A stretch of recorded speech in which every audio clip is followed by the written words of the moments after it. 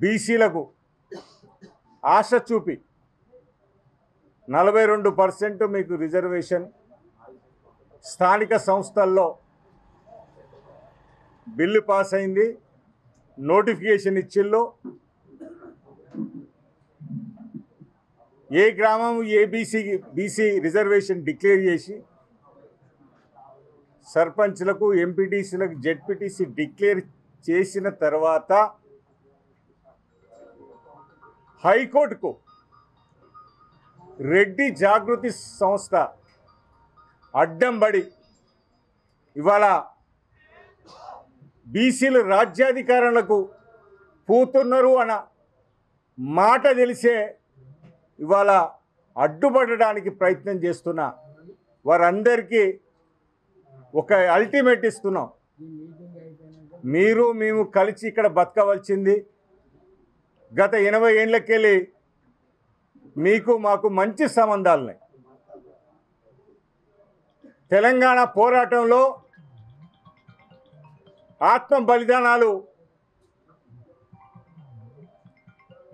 బహుజనులు, బీసీలు అందరు కలిపి చేస్తేనే ఇవాళ తెలంగాణ వచ్చింది. కానీ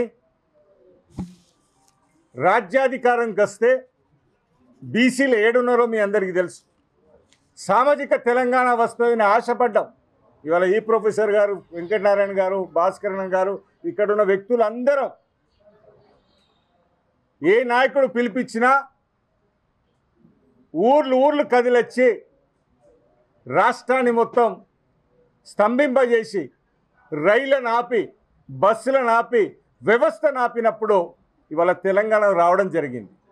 కానీ వచ్చిన తెలంగాణలో ఎవరు కుర్చీలలో కూర్చుంటారు? ఇవాళ మీ వాటా మేము అడగట్లేదు, మా వాటా గురించే ఇవాళ పోరాటం.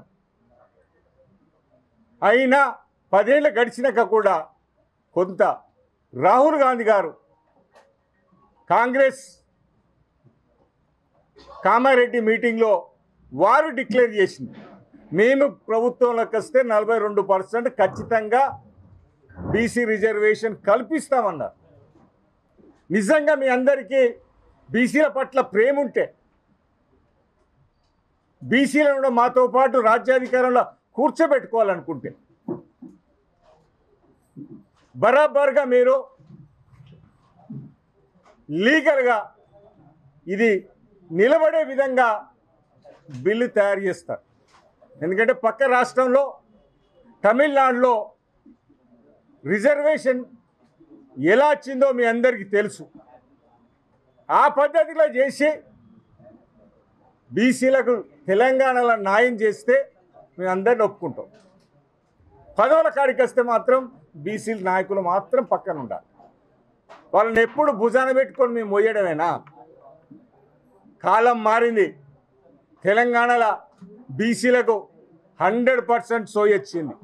మేధావులందరూ కలుస్తున్నారు. ఒక తాటి మీదకి వచ్చి 42% ఇచ్చే వరకు పోరాటం ఆగదు. తెలంగాణ రాష్ట్రంలో బీసీలకు రాజ్యాధికారం వచ్చే వరకు ఈ బీసీ ఉద్యమం ఆగదు. 79 సంవత్సరాల స్వతంత్రంలో దాదాపు 75 సంవత్సరాల నుండి అమలు పరుస్తున్నటువంటి రాజ్యాంగంలో బీసీలకు న్యాయం జరగలేదనేది అన్ని పార్టీలు ఒప్పుకుంటున్నాయి. ఎన్నో కేంద్రంలో ఎన్నో పార్టీలలో ప్రభుత్వాలకు వచ్చినాయి. కాంగ్రెస్ వచ్చింది, జనతా పార్టీ వచ్చింది, బీజేపీ 2 సార్లు 3 సార్లు వచ్చింది.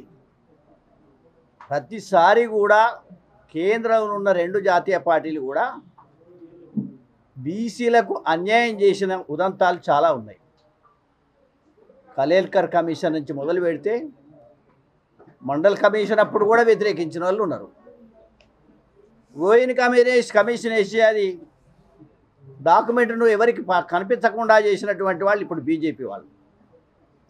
కాబట్టి చిత్తశుద్ధులైనటువంటి జాతీయ పార్టీలు బీసీల గురించి మొసలి కన్నీరు గారుస్తూ ఉన్నారు.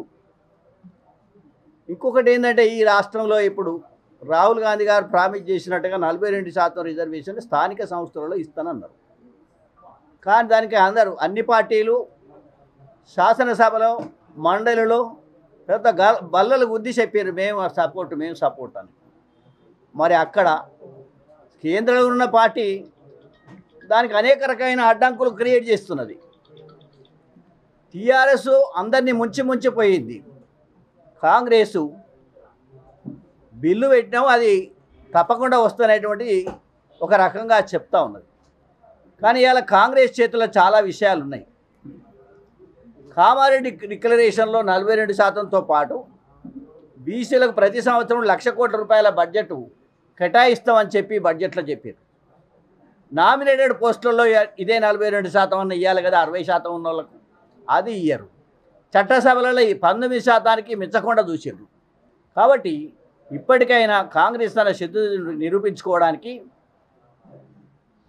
మన బడ్జెట్లో ప్రతి సంవత్సరం ఈ రిమైనింగ్ 3 ఇయర్స్ 1,00,000 కోట్ల రూపాయలు బీసీల కోసం కేటాయించడం, నామినేటెడ్ పదవులలో కనీసం 42% ఉన్నత స్థాయి పదవులలో ఇవ్వడం, అదేవిధంగా ఈ బిల్లును ఆమోదించడానికి పార్లమెంట్లో ఉన్న సభ్యులందరినీ 17 మందిని కూడగట్టుకొని అఖిలపక్షాన్ని తీసుకొని పోయి మోడీ గారిని కలవాల్సినటువంటి అవసరం ఈ రాష్ట్ర ప్రభుత్వానికి ఉన్నదనేది గుర్తించాలని చెప్తున్నాం. తెలుగులో ఫాస్టెస్ట్ న్యూస్ ఇప్పుడు కొత్త అవతారంలో 5 సెకండ్లోనే పూర్తి వార్తా సమాచారం మీ చేతిలో. సోషల్ మీడియా ట్రెండ్స్ మీ కళ్ళ ముందుకే live TV and voice search ఆప్షన్స్తో ఇప్పుడే డౌన్లోడ్ చేయండి. యాప్ లింక్ డిస్క్రిప్షన్లో ఉంది.